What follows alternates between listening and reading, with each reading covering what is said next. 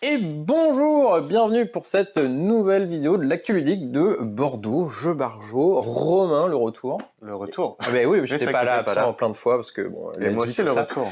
Et oui, c'est vrai que normalement t'es derrière la caméra, donc. Mais qui tient la caméra aujourd'hui? Et c'est vrai, Elle tient toute seule. je sais pas. Bref, on va vous présenter les petites nouveautés de la boutique. Pas grand chose après le raz-de-marée de la semaine dernière en soi, mais des bons trucs, hein, parce que 4 Oui. c'est quand même bien attendu. Zombie Kitten pareil. Ben, on va vous présenter ça. Let's go. Je te laisse commencer. Regarde, je suis un mec Quel meneur. honneur. Quel honneur. Bah écoute, Zombie Kitten, vu qu'il est attendu, la nouvelle version de la gamme Exploding Kitten, du coup c'est un jeu dans le même style qui sera compatible avec les autres si vous avez déjà les autres, mais il est jouable aussi tout seul. Hop. La nouveauté dans celui-là, du coup, pour rappeler le principe vite fait, c'est que on va piocher des cartes à notre tour. Le but, c'est de ne pas piocher la carte avec le chaton qui explose. On joue une carte, on pioche une carte, c'est très très simple, ça reste la même mécanique qui a fait le succès du jeu.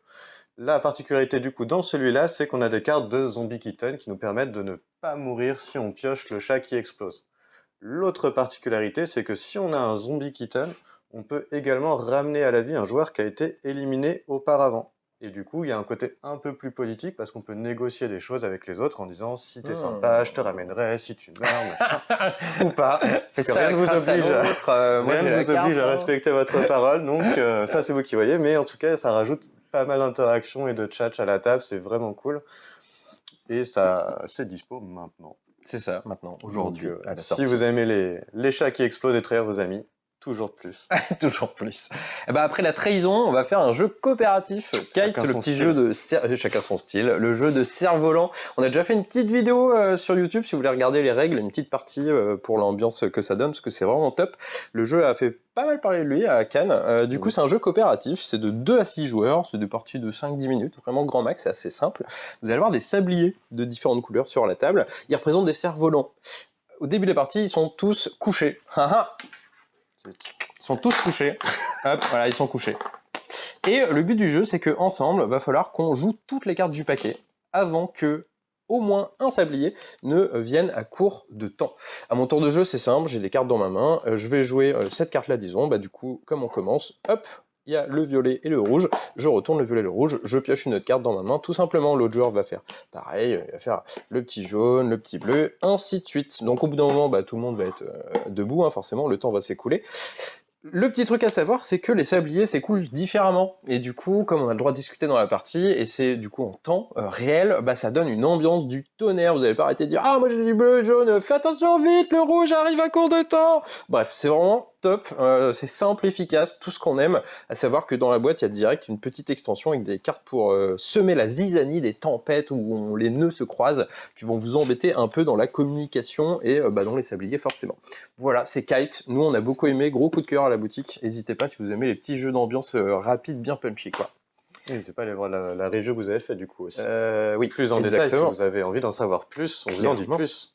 Bah vas-y, un autre jeu d'ambiance. Le lien dans la description, tout à fait. Oh là là. Autre jeu d'ambiance nommé en 5, c'est hyper simple, hyper dynamique aussi. C'est un petit jeu de quiz. On va vous poser des questions. Et là, pour le coup, vous connaissez les réponses, forcément. Mais est-ce que vous connaissez assez de réponses? Parce qu'il va falloir nommer 5 réponses à chaque question. Ça se présente comme ceci. On a un petit plateau, on va progresser. Des catégories de questions et à chaque fois des thèmes un peu loufoques. Et du coup, par exemple, pour valider la question, Romain, est-ce que tu peux nous citer 5 charcuteries? Serrano, jambon de pays, jambon blanc, ça compte? Ah, vous êtes pas chaud. Hein. Déjà, c'est pas si facile. Hein. Il y a un petit sablier, on t'a pas dit un sablier aussi. Ah merde.